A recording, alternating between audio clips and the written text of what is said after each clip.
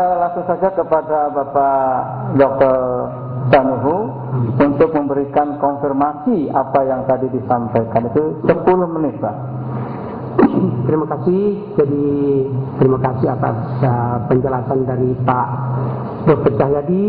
Jadi makin dijelaskan makin terang bahwa Pak Cahyadi ini adalah penganut ajaran Paulus, penyembah Kristus, Tuhan yang diciptakan Paulus untuk orang Kristen. Jadi di sini beliau mengatakan bahwa anak Allah ada di dalam Al-Quran, ya. Tetapi sebelumnya saya ingin menjelaskan siapa anak Allah versi Paulus ini, ya kan? Marilah kita melihat dulu kepada Paul Philip.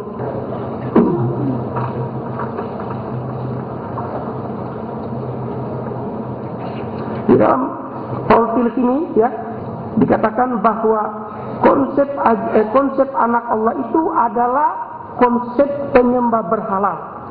The concept of the Son of God is a pagan concept. God of pagan procreated Son on earth. Jadi Tuhan daripada Tuhan daripada penyembah berhala itu beranak di dunia. Inilah konsep yang di Kristen. Ya, dikatakan. Ya. Nah, bagaimana konsep ini sehingga Tuhan itu punya anak? Karena Yesus ini di dalam Alkitab kelahirannya berbeda dengan yang lain. Kalau yang lain itu manusia diciptakan dengan konsep kun fayakun, bagi kita termasuk Yesus pun kun fayakun. Idza qada amran, ya kan? Qalat rabbi anna yakunu li waladun wa lam yamsasni bashar. Bagaimana aku bisa punya anak? Tidak ada orang yang pernah menyentuh saya. Kana kadzalikallahu yakhluqu ma yasha idza qada amran fa inna ma yaqulu lahu kun fayakun. No problem. Kalau Allah menghendaki sesuatu, tinggal mengatakan jadi maka jadilah. Bagaimana konsep dalam Kristen tentang kelahiran Nabi Isa?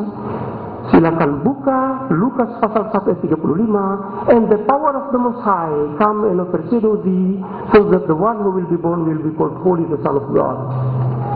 Bagaimana caranya? Roh Kudus Tuhan yang Maha Tinggi akan turun menaungi Bunda Maria, menghamili Bunda Maria. Oleh sebab itu maka hamillah Bunda Maria. Oleh karena dihamili oleh Allah, sehingga anak yang lahir ini disebut kudus anak Allah. Makanya di dalam Kristen, di dalam Yohanes pasal 3 ayat 16, For God so loved the world that He gave His only begotten Son. Karena begitu kasihnya Allah kepada dunia ini, sehingga Dia memberikan anaknya yang tunggal, anaknya yang karena Dia menghamili Bunda Maria. Na'udzubillah min dzalik. Ini tidak bisa, Pak. Ini paham penyembah berhala. Plato, ya, itu Ruhul Kudus, ya, ketika berpacaran dengan Paraksion, ya, ketika Arus, ini Platonis, ketika Arus berpacaran dengan Paraksion, maka ketika Arus mau mendekati Paraksion, Ruhul Kudus Allah, Tuhannya Plato datang. Jangan kamu sentuh-sentuh itu. Saya sudah hamili. Persis sama dengan cerita dalam Injil Lukas dan Matius. Begitu, Pak.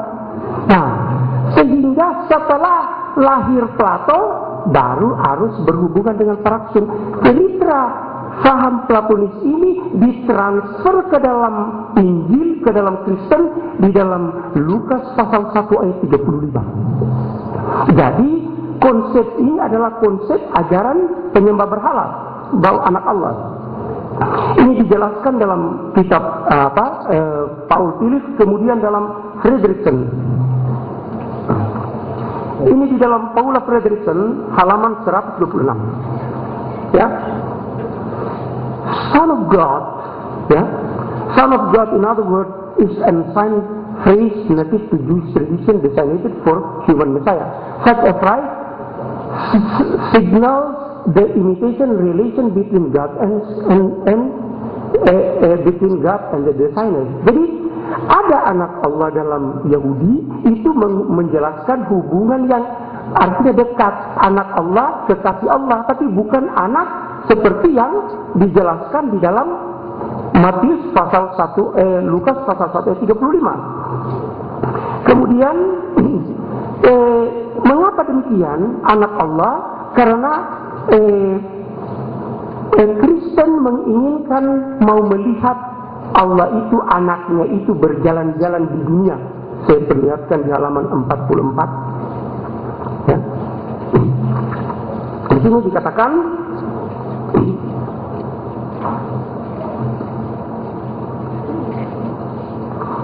turning to Christology, Irenaeus says the invisible of the Son is the Father, and the visible of the Father is a Son. Jadi yang tidak kelihatan itu Allah, kalau yang kelihatan itu anak.